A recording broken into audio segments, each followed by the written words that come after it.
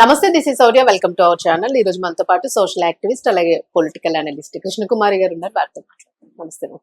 నమస్తే మ్యామ్, అంబటి గారు ప్రస్తుతం తీసుకుంటే కేసుల మీద కేసులు పడతానే ఉన్నాయి ఆయనకి సంబంధించి.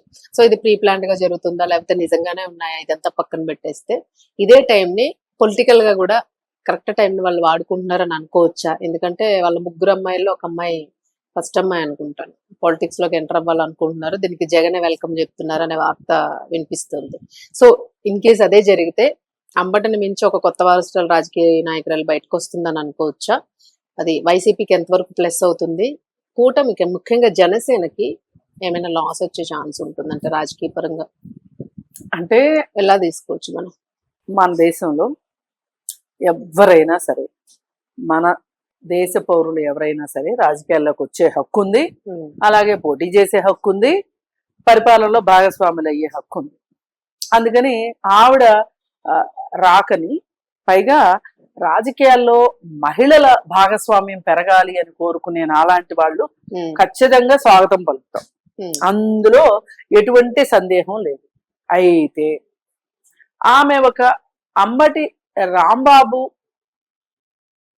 కూతురుగా కాకుండా ఆమె ఒక ఇండిపెండెంట్ గా రాజకీయాల్లోకి వస్తే ఒక చదువుకున్న మహిళగా బాగుంటది అనేది నా ఉద్దేశం.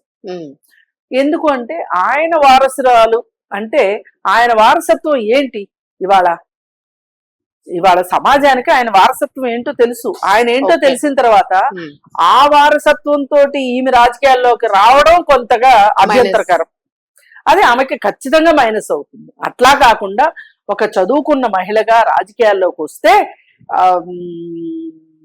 కాస్త ప్రపంచ జ్ఞానం ఉంటది అనుకుందాం చదువుకున్న వాళ్ళకి. అలాగే యంగ్ ఎనర్జెటిక్ గర్ల్ కాబట్టి ఎక్కువ కాలం రాజకీయాల్లో ఉండే అవకాశం ఉంటది. ఇప్పుడు ఒక భర్త చనిపోయిన భార్యకి కొంచెం పెద్ద వయసులో ఆమె రాజకీయాల్లోకి వస్తే ఒక్క టర్మ్ తోనే వాళ్ళు రాజకీయాల నుంచి విరమించుకున్న సందర్భాలు బోలుడు చూసాం. అవును. ఇప్పుడు వైఎస్ గారు చనిపోగానే విజయలక్ష్మి గారు వచ్చారు. ఆవిడేమి నిలబడ్డారు రాజకీయాల్లో? అవును, నిలబడలే. ఇట్లా చాలా మంది. అందుకోసం ఏంటంటే అదే ఇప్పుడు పరిటాల రవి గారి వైఫ్ సునీత గారు, ఆమె ఎక్కువ కాలం రాజకీయాల్లో ఉండగలిగారు. ఎందుకంటే చిన్న ఏజ్ కాబట్టి, ప్లస్ ఆమె కూడా బాగా, ఆమె పెద్ద రాజకీయాలు తెలిసిన ఆవిడ కాదు. ఆవిడకి ఏమి గడప దాటిన వ్యక్తిలాగా కూడా అనిపించదు. అట్లాంటిది ఆవిడ బాగా ఆవిడ మెరుగుపరుచుకుని ఆవిడ చాలా నిజంగా చాలా శ్రమించింది. ఆవిడ ఆ ఇంట్లోనే ఒక రకమైన వాతావరణం ఉంది, ఒక విప్లవకర వాతావరణం ఉండేసరికి ఆవిడకి ఎంత కాదనుకున్నా ఆ భావజాలం ఉంది ఆమెలో కూడా. ఎంత పైకి వెళ్ళినా ఒదిగి ఉండాలి అనే ఒక హంబుల్ నేచర్ కూడా ఆవిడ దగ్గర ఉంది. ఆవిడ అందుకే ఇన్నాళ్ళు నిలబడగలిగారు. రవి గారు ఎప్పుడుండి చనిపోయింది, 20 ఏళ్ళు అయింది. 20 ఏళ్ళు ఆవిడ ఈ రోజుకి ఆవిడే నాయకురాలు అనేటట్లుగా ఆవిడ ఉన్నారు అంటే మరి అలా ఎదగాలి. అయితే ఇక్కడ వచ్చి చూస్తే గనక అంబటి రాంబాబు గారి వారసత్వం అనేది ఒక రకంగా ఆమెకు మైనస్ పాయింట్.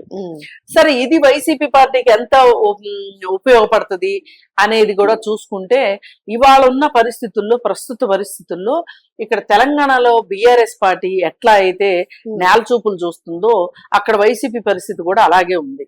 మరి తిరిగి పుంజుకుంటదా? మరి సెకండ్ ప్లేస్ లోకి ఎవరు వస్తారు? కూటమి కాకుండా సెకండ్ ప్లేస్ లోకి ఎవరు వస్తారు అంటే అక్కడ రెడీగా ఉన్న విషయం ఏంటి అంటే గనక జగన్మోహన్ రెడ్డి గారు జైలుకి వెళ్ళవలసిన పరిస్థితి వస్తే, ఆయన మొత్తం 16 కేసులు ఉన్నాయి ఆయన మీద. ఏ కేసులో అయినా ఆయన జైలుకి వెళ్ళడం అంటూ పరిస్థితి, ఆయనకి సెంటెన్స్ వచ్చి అంటే 3 సంవత్సరాలు జైలు శిక్ష, 4 సంవత్సరాలు జైలు శిక్ష, లేదా సంవత్సరం ఎలక్షన్స్ వరకు అనుకుంటే గనక మళ్ళీ అక్కడ కాంగ్రెస్ నిద్రలేసే అవకాశం ఉంది. ఓకే, ఎందుకు కాంగ్రెస్ నిద్రలేసే అవకాశం ఉంది అంటే, ఇప్పుడు షర్మిల ఇప్పటికీ కాంగ్రెస్ రాజకీయాల్లోనే ఉంది. నిన్నగా మొన్న కూడా వెళ్ళి ఏదో విషయం మీద ప్రెస్ మీట్ పెట్టి మాట్లాడింది.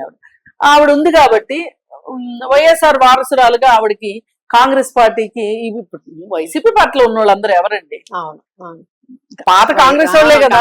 పాత కాంగ్రెస్ వాళ్ళు, పాత తెలుగుదేశం వాళ్ళు, అంటే తెలుగుదేశం సీట్లు రానివాళ్ళు, కాంగ్రెస్ పార్టీ ఇప్పుడు రాష్ట్ర విభజనకి పాటుపడింది కాబట్టి అలా వెళ్ళిపోయిన వాళ్ళు, ఉమ్, అలాగే వైసీపీలో ఈయన క్విడ్ ప్రోకో కేసుల్లో ఉన్నవాళ్ళు వాళ్ళే కదా అందరూ.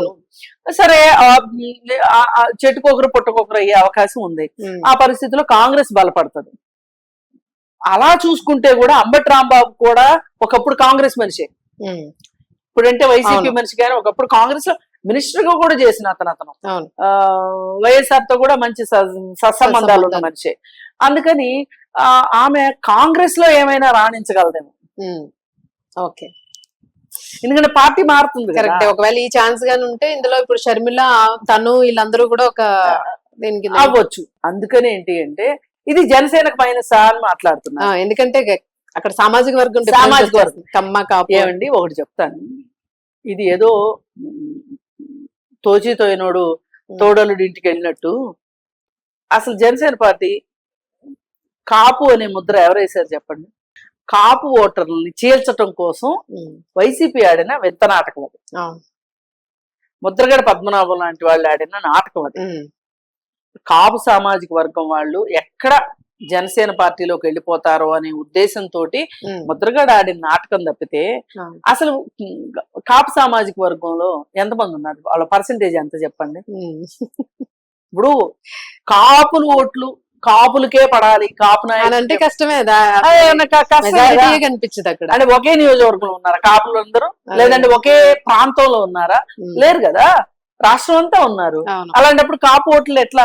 పోనీ మనకేమైనా దామాషా పద్ధతిలో ఎన్నికలు ఉన్నాయా? లేదు కదా. ఏ నియోజకవర్గానికి ఆ నియోజకవర్గమే.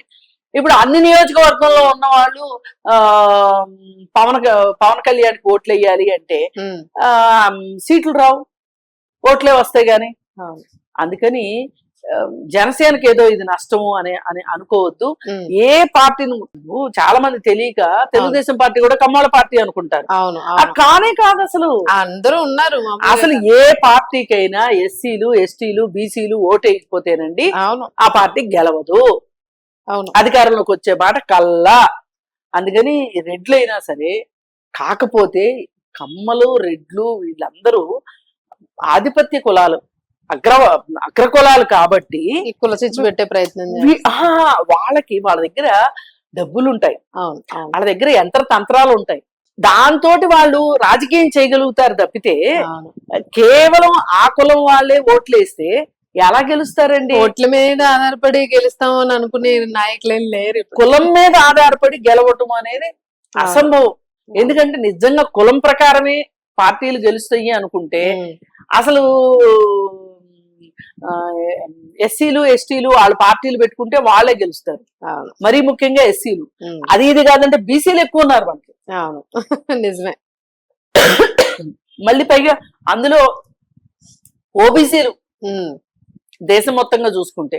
అందుకని అనవసరంగా దయచేసి మీడియా కూడా అసలు కులాలకి పార్టీల్ని, పార్టీలకి కులాలని ఆపాదించకుండా ఉంటే ఈ కులాలకు సంబంధించిన మాట తగ్గిపోతుంది.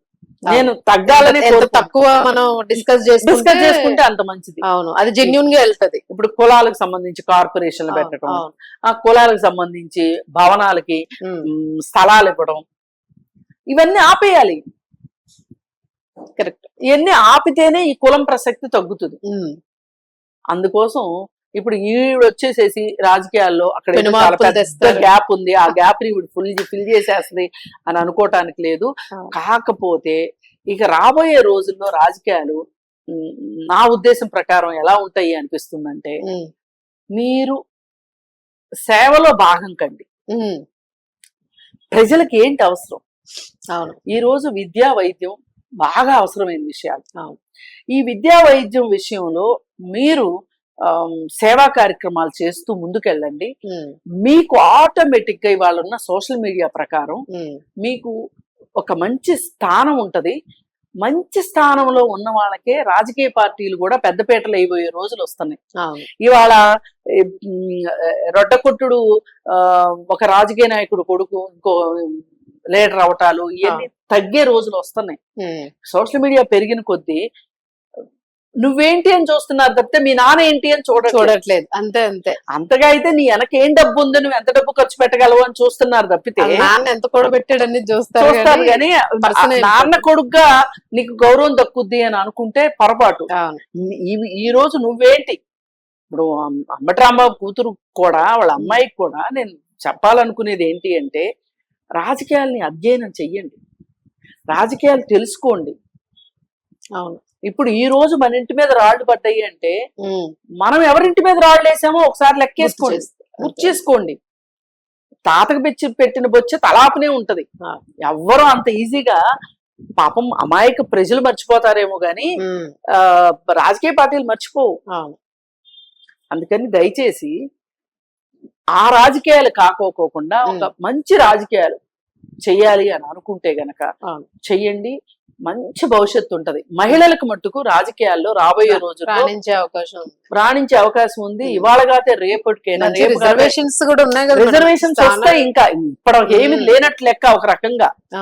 రాజకీయాలు 33% రిజర్వేషన్ వచ్చి తీరుతుంది ఏ రోజుకైనా. అది వచ్చిన రోజుకి మీరు మంచి నాయకురాళ్ళుగా ఉంటే అసలు మీరు పలానా అని చెప్పుకోకర్లే. కరెక్ట్. మీరు పలానా వాళ్ళ భార్య, పలానా వాళ్ళ కూతురు అవసరమే లేదు. మీకు మీరు ఓన్ క్రెడిబిలిటీ పెంచుకుంటే గనక భవిష్యత్తు మహిళలదే. రైట్. Thank you.